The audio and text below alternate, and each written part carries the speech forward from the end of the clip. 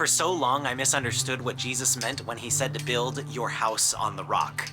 The picture that I was given from Sunday school and even from a lot of modern worship songs, it kind of gave me the impression that building your house on the rock means building your life on God. And there are Psalms in the Old Testament that talk about God being our rock and our strength, but that's not what Jesus is talking about when he concludes his Sermon on the Mount in Matthew chapter 7. In fact, he explicitly tells us what he means by building your house on the rock. And his specific meaning is actually pretty convicting, and I think maybe this is part of why we use the other interpretation. Because when we say build your life on God or build your life on Christ, it's a good sentiment, but it's a little bit vague. And so it's kind of hard to know if you're doing it or not, and it can kind of mean mostly whatever you want it to mean. But what Jesus says at the end of Matthew 7 is a lot more specific, and here it is. Therefore, everyone who hears these words of mine and puts them into practice is like a wise man who built his house on the rock. The rain came down, the streams rose, and the winds blew and beat against that house. Yet it did not fall, because it had its foundation on the rock. But everyone who hears these words of mine and does not put them into practice is like a foolish man who built his house on sand. The rain came down, the streams rose, and the winds blew and beat against that house, and it fell with a great crash. When Jesus had finished saying these things, the crowds were amazed at his teaching, because he taught as one who had authority, and not as the teachers of the law. So in the text, Jesus explicitly says, you want to be the wise man who builds his house on the rock? Then you put these words that I just taught you into practice. Matthew 5 through 7. Live the Sermon on the Mount, and you will be the wise person who builds a house on a rock. And Jesus isn't the only rabbi to make a claim like this, that you're supposed to put these things into practice. For example, in the Pirkei Avot, which is translated roughly to the sayings of the fathers, a collection of sayings that was written down a couple hundred years after Jesus, but finds its origin source around the time of Jesus or maybe a little bit before. We find that Rabbi Elazar ben Azariah says this: where there is no Torah, there's no right conduct. Where there is no right conduct, there is no Torah. And he even uses a similar metaphor to Jesus, but he uses a plant metaphor instead. One whose wisdom exceeds his deeds, to what may he be compared? To a tree whose branches are numerous, but whose roots are few, so that when the wind comes, it uproots it and overturns it. So if you have lots of wisdom, but you don't apply it, you're like a tree with big branches and shallow roots. But the one whose deeds exceed his wisdom, to what may he be compared?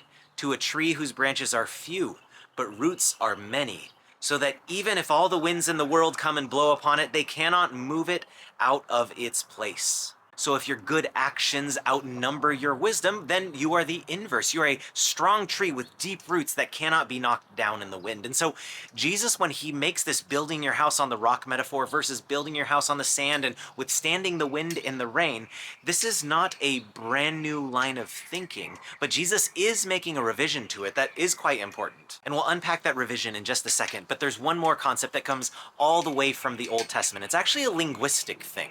One of the most important verses that is cited and recited by rabbis and other members of the Jewish faith is Deuteronomy 6:4. Hear, O Israel, the Lord our God, the Lord is one. Shema Israel Adonai Eloheinu Adonai Echad in the original Hebrew. And that first word, Shema, which we translate into English as hear, is much richer than just to let sound waves bounce off of the stuff that's going on inside of your ears. Shema in the Hebrew language has an implication that there is going to be follow through, not just comprehension and hearing, but you're actually going to act upon and live out the thing that you hear. And so when Jesus is teaching and he says, he who hears these words of mine, obviously the Shema is going to be in their minds. Now you might be like, well, Jesus was probably speaking Aramaic and not in Hebrew, so how do we know there's this hyperlink? Even in Aramaic, it's Shema. And students of the Aramaic acknowledge that it has the same connotation. And so Jesus says, if you hear these things, you got to put them into practice. Shema, Shema, you hear the thing and you do the thing. And I know we don't use it exactly the same, but we even have this in English. Sometimes when someone says, hey, why don't you ever listen to me?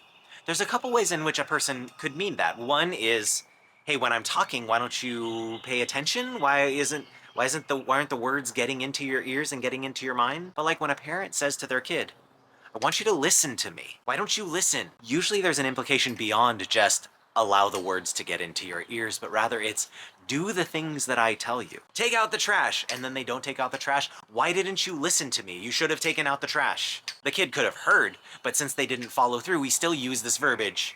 Why didn't you listen? And so Jesus is making a play on that. He who hears, he who shemas these, shemas, that's not how you do it. He who shemas these words of mine and puts them into practice is like a wise man who builds his house on the rock, not a foolish man who builds his house on the sand. And now here's Jesus' unique take. He says, whoever takes these words of mine, not whoever takes the words in the Torah, not just whoever takes wisdom, but whoever takes these words of mine, specifically referencing the words that he just spoke, whoever takes these words of mine and puts them into practice. This is his unique contribution, and it's the thing that forces people to say, whoa, he's teaching with authority, not like our teachers. If he would have just said, whoever takes the Torah and puts those things into practice is like a wise man. No, he says, whoever takes these words of mine.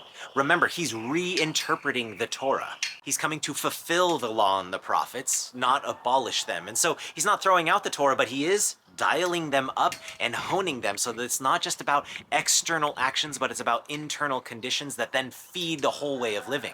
And he says, if you put these words into practice, you will be able to survive the wind and the rain. And you'll notice that he doesn't say you'll get to avoid the storms and the wind and the rain and the flood waters.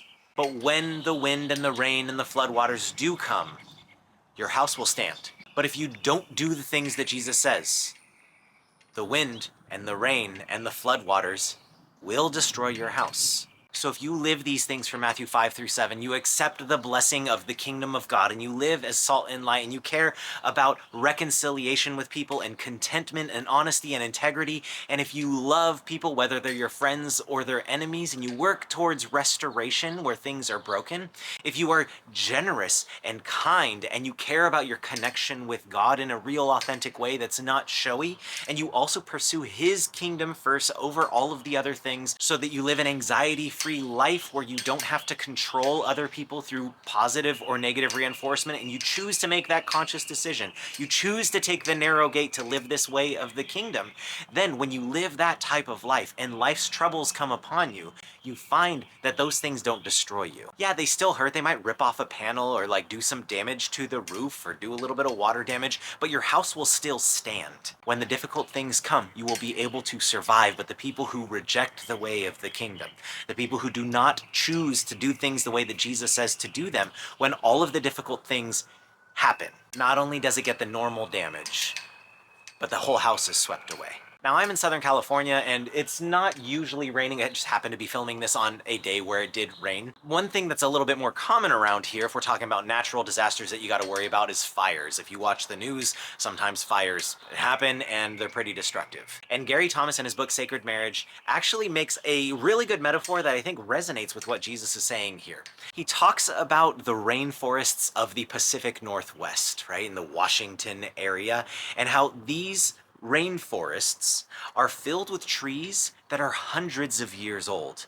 Those trees are hundreds of years old because forest fires don't burn down the whole forest. Because those trees are consistently bathed in water, when lightning strikes, only one of those trees gets burned, or maybe the immediate area around them. But a lightning strike cannot destroy the whole forest because it is saturated in protective waters. He calls them the waters of reconciliation. On the other hand, in Southern California, if you have a spark from a power line, or if you have a bolt of lightning hit a pine tree up in our mountains, that tree is destroyed, but oftentimes the whole forest is burnt down. Thousands of acres burn because it has not been saturated in that protective water. And I think this is the way of the kingdom. When your life is saturated in the way of the kingdom, lightning will still strike. Things might still hurt immediately, but it won't burn down the whole thing. You will be able to withstand the trials of life, the difficult things that we find in nature. The lightning won't burn your forest down. The floods won't sweep your house away, because your life is built on the rock of hearing Jesus's words and putting them into action, living the kingdom way. And just like those people who heard this sermon for the first time, we as Jesus followers recognize Jesus's authority. And we not only listen to the words that he said, but if we want to be good disciples, we want to live the kingdom way, if we don't want to be swept away, we take those words and we put them into practice. Let's build our houses on the rock. Let's Shema. Hear and do what he says. And by the way, I know that these things do pan out in real life. I've seen this pan out in my own life where going the Jesus way has actually preserved me from some of the storms of life and saved me in those times. And so if you have a story where doing things the Jesus way has actually helped you, has helped you weather one of the storms of life, please share that in the comments, because that can encourage, well, it'll encourage me when I read it, but anyone else who comes to your comment can also be encouraged to know that they can trust God and put His words into practice. And lastly, if this is your first Sermon on the Mount video of mine that you've watched, this is actually the last one in the series. You can watch the playlist that has the whole series of the Sermon on the Mount. Spend some time reflecting on Jesus' words in Matthew 5 through 7 so that we can put those things into practice.